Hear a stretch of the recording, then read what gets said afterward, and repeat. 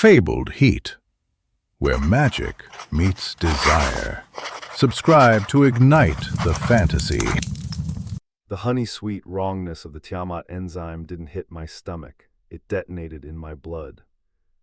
I had expected a slow drift into sleep, a gentle biological rewriting like a computer update. I was an idiot. Evolution is violent. It is a series of destructions and reconstructions, and the Thalassari had condensed millions of years of aquatic adaptation into a few ounces of blue syrup. My bedsheets were the first casualty. My temperature skyrocketed, burning through the cotton as my sweat turned thick and viscous, smelling of brine and iron. I convulsed, falling from the mattress to the hard floor, my spine arching as if a hook had caught me behind the navel and was reeling me in. Aga, the sound that left my throat wasn't human. It was a wet, clicking rasp. My vision fractured. The gray walls of my room dissolved into spectrums of color I didn't have names for: ultraviolet pulses, thermal blooms. I clawed at the floor and I watched, detached by pain, as my fingernails turned black and hardened, popping off to reveal the curved, serrated tips of claws digging into the linoleum. The agony was absolute. My bones were liquefying, thickening, stretching. The sensation of my femurs snapping and reknitting in seconds made me vomit bile, but even the vomit was blue. My lungs felt like they were filled with crushed glass. I gasped for air, but the air was too thin, too dry. I was drowning on dry land. I needed water, the imperative screamed in my brain, overriding every human thought I had left with three simple, brutal words: water, immersion, survival. I dragged myself toward the bathroom, my legs useless, dragging like dead weight that was slowly fusing together. My skin itched, a maddening, deep tissue itch as scales pushed through the dermis, tearing the human flesh apart to make way for the armor beneath. I kicked the bathroom door open, my body thrashing. I turned the shower handle with a hand that was now webbed and twice its normal size. The cold spray hit me and steam hissed off my back. It wasn't enough. It was a drizzle on a forest fire. I curled into the fetal position on the tiles, the water mixing with the blue slime coating my body. My heart hammered a rhythm that was too slow, too heavy. A deep thump, a long pause, then another. Then the door to my apartment exploded inward. It wasn't a kick, it was simply mass displacing matter. The vibration traveled through the floor and into my sensitive new skin, heavy, wet footsteps. The smell of ozone and coarse salt flooded the small space, overpowering the scent of my own biological trauma. A shadow fell over the bathroom doorway. Through eyes that were filming over with a protective third lid, I saw her. The gray-blue skin, the scars like ancient maps, the crimson eyes glowing like deep-sea vents. T589.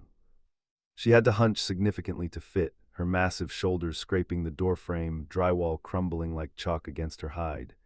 She looked down at me, her face unreadable, alien, terrifying. Stupid creature, her voice vibrated in my chest, deeper than before. You took the catalyst without the stabilizer. I tried to speak, to beg for help, but all that came out was a high-pitched, sonar-like chirp. She knelt, the floor tiles cracking under her immense weight. Her hand, large enough to crush my skull like a grape, reached out. I flinched, expecting death. Instead, her palm, cool, rough like shark skin, cupped my burning face. Your heat is critical. You will cook from the inside. She scooped me up. I was a grown man, but in her arms I was nothing more than a doll. She pulled me against her chest. Her skin was freezing, and the contact sent a shock of relief through my burning nerves so intense I nearly blacked out. Hold on, Sebastian, she rumbled.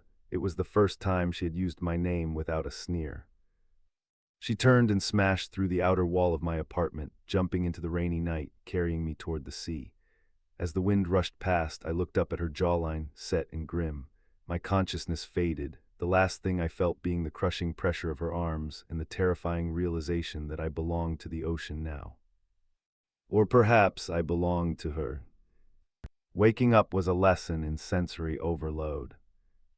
I wasn't in a hospital, I was floating. The medium was thick, oxygenated liquid, slightly more viscous than water, glowing with a faint bioluminescent hum. I breathed, and instead of choking, I felt a cool, tingling sensation rush through gills that now slit the sides of my neck. I panicked, thrashing, my limbs striking the curved glass of a containment cylinder. Calm yourself. The command came from everywhere and nowhere, vibrating through the liquid.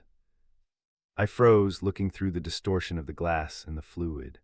I was in a room that looked like the inside of a geode, dark, crystalline walls, lit only by the ambient glow of water channels running through the floor and ceiling. And she was there. T589 T5 sat on a stone ledge, her massive tail coiled loosely around the base of my tank. She was cleaning a weapon, a spear-like rifle, but her crimson eyes were fixed on me. "You survived the burn," she said, her voice muffled by the glass but clear in my mind. "Most humans die, their hearts burst." I looked down at myself. I was longer. My skin was a pale, pearlescent gray. My legs were still separate, but my feet were long, webbed flippers. My hands were clawed. I felt powerful, yet incredibly small in her presence. "Where am I?" I tried to speak. The sound traveled through the water, metallic and distorted. "Logistics Zone 4, my personal quarters," she replied, setting the weapon aside. She stood up, unfolding her 5.7-meter frame. My tank was large, but she dwarfed it. She approached the glass, placing a hand against it. Her palm covered my entire torso. "You are unauthorized biology. If I take you to the medical bay, they will dissect you to see why the enzyme mutated you so quickly. So you are here." You're hiding me." "I am observing you." Her eyes narrowed, the crimson glow pulsing. "You smell confusing." "I smell pheromones," she stated as if speaking to a child. "The enzyme rewrites your chemical signature to match the Thalassari. Usually a converted human smells like static, empty noise, but you," she leaned closer, her nose slit flaring. "You smell like the deep trenches, like pressure, like a challenge." She pressed a sequence of lights on the side of the tank. The fluid began to drain, lowering slowly. "What are you doing?" I asked, gripping the edges of the floor grating as the liquid level dropped past my chest. "The tank is for stabilization. You need exposure to air to harden your new epidermis. If you stay submerged too long, your skin will slough off." The liquid drained away, leaving me shivering, naked and dripping on the metal grate. The glass cylinder hissed and slid open. The air in the room was cold and smelled of heavy salt and her. I stepped out, my legs wobbling. I was taller than before, maybe 7 feet now, but she still loomed over me like a skyscraper. I felt an instinctive urge to kneel, a biological submission wire trip in my new brain. She circled me, her tail, thick as a tree trunk, dragged behind her with a sound like sandpaper on stone. "Look at me," she ordered. I looked up at the scars on her abdomen, the swell of her breasts hidden beneath the mesh of her dark uniform, up to her face. "Why did you do it?" she asked softly. "You had freedom, you had comfort." "I didn't want to be left behind," I admitted, my voice rasping in the open air, "and curiosity." "Curiosity," she repeated the word from our first meeting. She reached out, one clawed finger tracing the line of my jaw. The tip was sharp enough to slice me open, but she was impossibly gentle. "You are small, fragile, but your heart beats with the rhythm of a leviathan. It is disturbing." Suddenly a wave of heat hit me, not the painful heat of the transformation, but a throbbing, magnetic pull. It radiated from her. My knees buckled and I fell forward. She caught me effortlessly. Her skin was cold, but where we touched, it felt like electricity. She froze, her crimson eyes widened, the glow intensifying until it was almost blinding. A low, guttural growl started deep in her chest, vibrating against my body. It wasn't aggression, it was something older.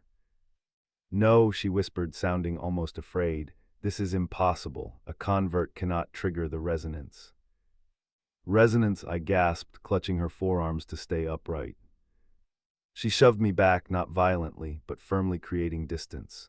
She looked at her own hands, then at me, her expression shifting from confusion to a predatory hunger that made my blood run cold.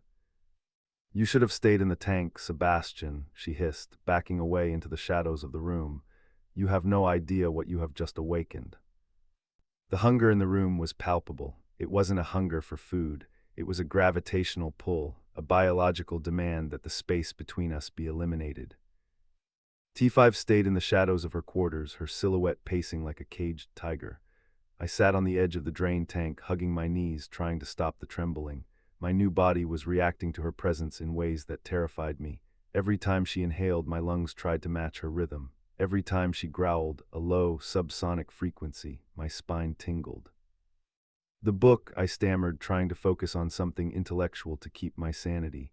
The Thalassari biology guide, it said mating is casual, a game of cards, no mothers, no fathers. She stopped pacing, she stepped into the dim light, she had shed the top of her uniform. I stared, unable to look away. She was alien, gray, and scarred, but the sheer power and symmetry of her form was breathtaking. Her skin had shifted color slightly, flushing a darker violet along her neck and ribs. "That pamphlet is for humans," she said, her voice dripping with disdain, "to make you feel comfortable, to make us seem manageable, harmlessly promiscuous." She moved closer, the claws of her feet clicking on the stone. "For the majority, yes, we share genetics to strengthen the pod. It is transactional, logical." She loomed over me, blocking out the light. "But for the soldier caste, for those of the deep blood, there is the resonance." She knelt, bringing her face level with mine. The sheer scale of her head was intimidating. I could fit inside her mouth. "It is a flaw," she murmured, her red eyes scanning my face. "An evolutionary relic. Once in a lifetime, a warrior finds a signature that matches their void. It is not love, little human. It is obsession. It is the biological imperative to protect and possess." She reached out, her hand hovering over my chest. "And you, a laboratory experiment, you are singing to my blood." I swallowed hard. "What happens now?" "Now," she said, her voice dropping to a dangerous purr, "we survive the night. Your body is still stabilizing. You need thermal regulation from a compatible source, or your organs will shut down. The tank could only do so much." "Thermal regulation. Body heat," she clarified bluntly. She didn't wait for permission. She reached down and scooped me up again. This time there was no hesitation, no clinical distance. She pulled me against her bare skin. It was a shock. She was cold to the touch, like marble, but beneath the surface there was a furnace of energy. As soon as my chest pressed against hers, the trembling stopped. My erratic heartbeat synced with the slow, thundering rhythm of hers. She carried me to a recessed area in the floor, a nest filled with soft, moss-like materials and heated sand. She laid down, her massive body curling into a protective circle, and placed me in the center, against her stomach. I was trapped, enveloped by 5 meters of apex predator. Her tail curled over my legs, pinning me gently. Her arm draped over me, her hand resting on my back, heavy and possessive. "Sleep," she commanded. I thought it would be impossible. I was lying in the arms of a giant alien soldier who had essentially told me she was obsessed with me. But the scent of her, salt, ozone, and that sweet dried seaweed smell acted like a narcotic. "Valyra," she whispered into the darkness. I blinked, fighting the heaviness in my eyelids. "What?" "My name, it is Valyra." "Valyra," I tested the word, it felt right. Her grip on me tightened slightly, her claws grazing my skin, not to hurt, but to mark. "If you die in the night, Sebastian," she rumbled against my ear, the vibration rattling my teeth, "I will be very displeased. Do not disappoint me." I drifted off, anchored by her weight, unaware that the real danger wasn't my failing biology, but the inevitable moment when I would have to wake up and accept that I never wanted to leave this cage. The morning brought pain, but it was the good kind, the ache of muscles used for the first time, of skin stretched and hardened. I woke up alone in the nest. The room was brighter now, sunlight filtering through the water channels in the ceiling, casting dancing ripples of light across the stone walls. I sat up, inspecting myself. The pearlescent gray of my skin had darkened to a steel blue. The webbing between my fingers was tough, leather-like. I felt solid. Valyra was at the far end of the room, standing before a large polished metal surface, fastening her uniform. She paused as I stirred, watching me through the reflection. "You lived," she said. "I feel strong," I answered, standing up. My balance was perfect now. The clumsiness of the transition was gone. "Good," she turned around, "because today you must prove you are not a liability." She walked toward me, throwing a bundle of fabric at my feet. It was a simple gray tunic, Thalassari style. "Put this on, we are going to the training pools." Training, I pulled the tunic on. It was loose, designed for a broader frame, but it fit my new shoulders well enough. Am I a soldier now? "You are mine," she corrected, the possessiveness in her voice hitting me like a physical blow. "And anything that belongs to me must be able to kill. The other soldiers, they will smell the resonance on you. They will challenge you to test my weakness. She closed the distance between us. The dynamic had shifted. Last night I was a dying invalid. Today I was a prospective mate, however small. She reached out, grabbing the front of my tunic and yanking me forward until our faces were inches apart. I had to crane my neck back painfully to meet her gaze.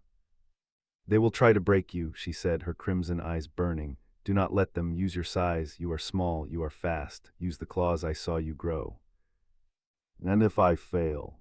Then you die, she said simply, but then her expression softened just a fraction. Her thumb brushed my cheekbone. But I do not think you will fail. You drank the Tiamat willingly. You have the madness of the ocean in you. She leaned down. For a moment I thought she was going to bite me. Instead, she pressed her forehead against mine. It was a gesture of intimacy so profound it made my breath hitch. I can hear your heart, she whispered. It beats for the deep. It beats for you, I blurted out, the words bypassing my brain entirely. Valyra pulled back, a slow, terrifying smile spreading across her face, revealing rows of translucent, needle-like teeth. Good answer, little wolf. She turned and walked toward the heavy blast doors of her quarters. She hit the release, and the doors hissed open, revealing a corridor bustling with Thalassari soldiers, giants moving with purposeful grace. She looked back over her shoulder, her tail swaying with a hypnotic rhythm. Come, Sebastian, let us show them what a human soul looks like in a god's skin. I didn't hesitate. I followed her out of the shadows and into the blinding light of the corridor. I was small, I was different, and I was surrounded by monsters. But as I looked at Valyra's massive back, scarred and strong, leading the way, I realized the pamphlet had been wrong about everything. Love wasn't a game of cards, it wasn't a logical arrangement. It was walking into the abyss, knowing something down there was waiting to catch you. I flexed my claws, feeling the sharp points dig into my palms, and smiled. I was ready to swim.